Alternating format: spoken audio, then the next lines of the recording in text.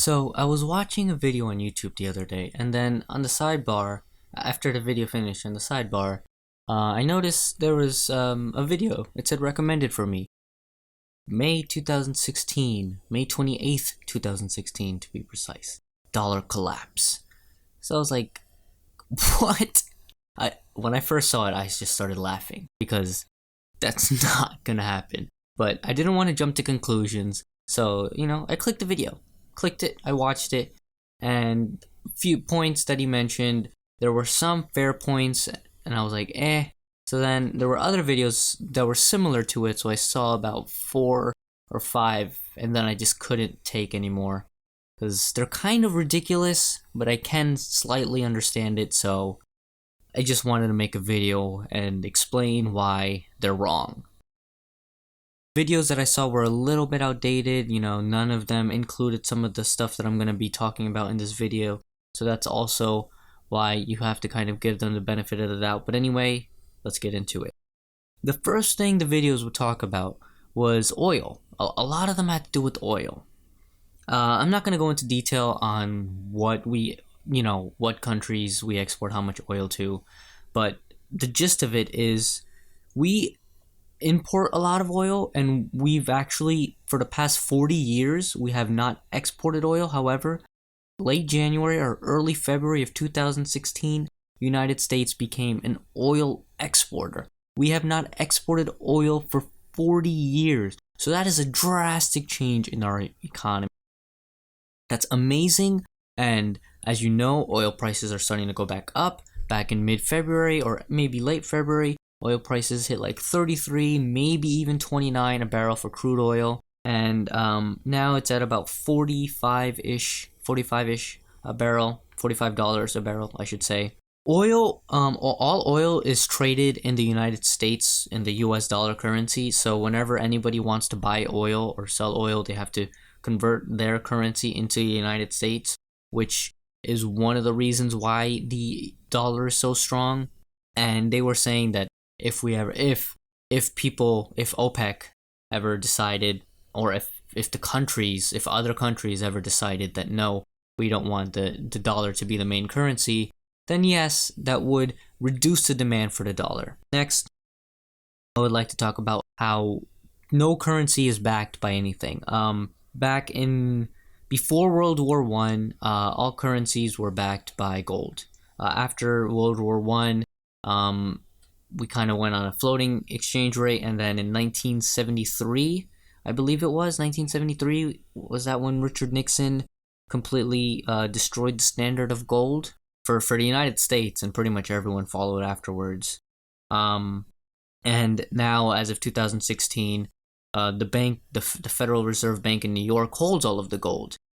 So that's another thing. But there's no currency anymore is backed by any gold. And they were like, and the videos were saying, oh, since the United States dollar is not backed by gold, other currencies are going to, sort of become the big man. But what they don't realize is that no currency is backed by gold. I mean, come on.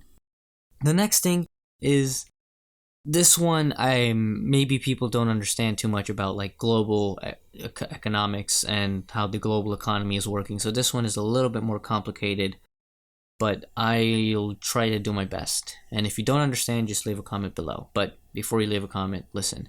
Since the recession, the financial crisis in 2008, and even before that, the dollar has been strengthening, but the dollar has really started strengthening since the financial crisis happened. And there's a few reasons for that. First, let's talk about Japan.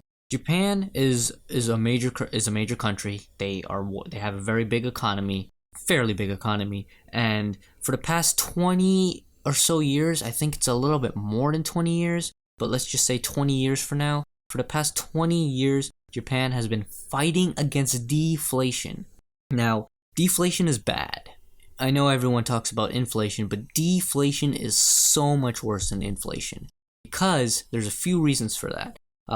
One, if you have deflation, that means things get cheaper if you hold your money. So what happens? Well, people just save more money, and then when things get cheaper, then they buy it. Kind of like For instance, if you live in the United States, Black Friday, the day after Thanksgiving, that's such a big day for people. People spend so much time, people wait in lines, people tent, and then people go crazy. That's one of the reasons, is because things get cheaper, so then we spend more money. So if deflation keeps happening on a continuous basis, people are going to hold their money, and then they're going to buy it when things are very cheap. Another thing, and this was in my class last semester.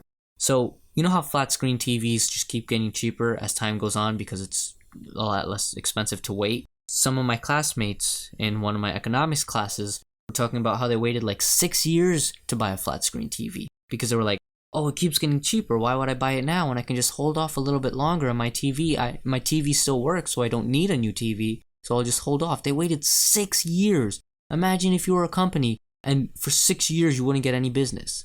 That would completely destroy you. Now when you go into global, now if you bring this out, I was just talking about one company, but when you bring this out to a global perspective, if deflation continues happening on a regular basis, eventually you're going to get less and less and less sales. So that's why deflation is a bad thing. So Japan has been fighting against deflation for a long time, and that's one of the reasons why they've been trying to reduce their currency. They've been printing a lot of money. I don't know exactly how much it is. I think it's like in the trillions of yen, which is like hundreds of billions of dollars. I don't know the exact amount, but it's a lot of money that they've been printing, and they continue to print. Actually, recently they said that they realized that printing money isn't solving their problem, so they're going to stop printing money. That was very recent, and I'm not going to get into that. Next, you have Europe. Europe has been trying to reduce the value of their currency by printing money too. And Japan and Europe have very big economies, and their currencies are very impactful. So if both Japan and Europe are trying to reduce the value of their currency by printing money, by the way, printing money does reduce the value of the currency because usually it causes inflation, and when you have inflation, the value of your currency gets depreciated. So when you have Japan and Europe printing money and trying to reduce the value of the currency, you need somebody on the opposite side to increase their value. Unfortunately, or maybe fortunately, it was the United States, since when Europe and Japan were reducing the currency, somebody on the other side had to go and appreciate, and it just happened to be the United States, because we have pretty much the biggest economy at the moment. That's a thing, and that's not why the dollar would collapse. It's not our fault that these countries are trying to reduce the value of the currency. If you don't know, recently Europe's in some really garbage, they have a really garbage economy right now, and they've been trying to fix it. They've actually been printing about 80 billion euro every month. 80 billion euro, and that's in euro, so that's about $95 billion every single month. And they plan to do that for a long time until their economy fixes itself. Don't expect it to be that quick, and even when the economy does fix itself, they're still going to continue to print money until, a few years down the line where they feel that the economy is stable enough where they can stop. So that's why the dollar has been increasing in value so much. Now the next thing, recently, since the start of 2016, the dollar has depreciated, and there's two reasons for that. They said, let me just talk about the videos that I watched that said the dollar is going to collapse. So they said that because the dollar has been depreciating recently, it's going to cause a collapse in the dollar. No, that's not true. Let me explain why. The main reason that the dollar has been depreciated is because we have the world's biggest economy right now. Our GDP is about $18 trillion. We have a huge economy. And Janet Yellen, who is the chairman of the Fed is Federal Reserve, I'm just going to say Fed, she has been keeping interest rates low for a very long time. And people think that that the Fed is going to start raising interest rates. However, they're not actually doing that. And Janet Yellen, in two speeches about a month apart, I would say, first of all, in the first speech, she said the word despite. And when she said that, that dropped the value of the dollar, that completely dropped it by a lot. And then about a month later, she said the word patient. Patient. That one word dropped the dollar index by about 2 or 3%. And those two speeches were only about 1 month apart. That's a huge decrease in a currency valuation, especially when you're talking about currency, because currencies go up by like 0.001%. That's like normal. But when you see like 1, 2, 3%, that's kind of because of big news. That's basically the main reason why the US index has retreated a little bit and depreciated a little bit. So that's another reason why they're wrong. Now, the next thing, and this I do agree with them a little bit, but they're just really pessimistic on how things go, and they also don't know too much, in my opinion. At least from the videos that I watched, it seemed like they didn't know anything. So they said that we might have hyperinflation, and yes, that could happen.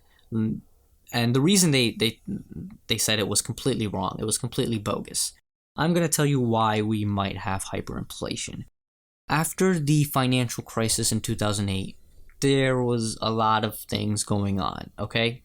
And it eventually led to the banks holding about $8.4 trillion. That's kind of a lot of money. I haven't checked it. I checked it about a month ago, so it might be a little bit different today.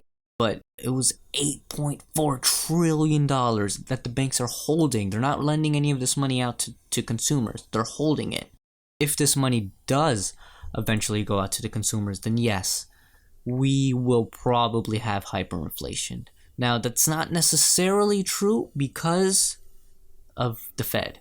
The Fed has two jobs and only two jobs. Their first job is to keep unemployment low, and their second job is to keep inflation low. Their goal for unemployment is between 4 to 5%, and their goal for inflation is about 2% a year. Okay? And that's their only that's all they're supposed to worry about and focus on. They're supposed to put all of their efforts on those two things. If the banks were to lend out all of that money and the Fed did step in to prevent inflation from happening, which they can do, then the money would slowly go out to the public, and it would only cause inflation by 1% or 2% or 3%, not hyperinflation. However, if the Fed does not come in, we might see hyperinflation, we might see double-digit inflation. If that were to happen, though, I would not expect it to be right away. My opinion, and also an economist that I know, he also gave his opinion, and he said that if we were to have hyperinflation, because I was actually talking to him about this, he said if we were to have hyperinflation, he wouldn't expect it to be anytime soon, and there would be an indicator on if we would have hyperinflation. And he said the indicator would be if wages started going up, because wages have been stagnant for the past few years, and actually because of the financial crisis, it's actually kind of been going down. Since kind of like the recovery of the financial crisis, it's been stagnant. Wages haven't gone anywhere. But he said if wages start increasing dramatically, then that's a sign that the banks are going to start lending out money, which is a sign that we might have hyperinflation. He said if it were to happen, he would expect it to be like 10 years from now, 5 to 10 years from now. I think that's pretty fair. You would have to first see wages go up, yes, because if people don't have money, they're obviously not going to spend it. And since we just came out of a financial crisis, people aren't going to be so easy to lend money right now. Because we just came out of a financial crisis 8 years ago, people aren't going to be so easy to lend money anymore. It's going to take a while for people to adjust, and then for people to be safe, for people to think that the economy is recovering.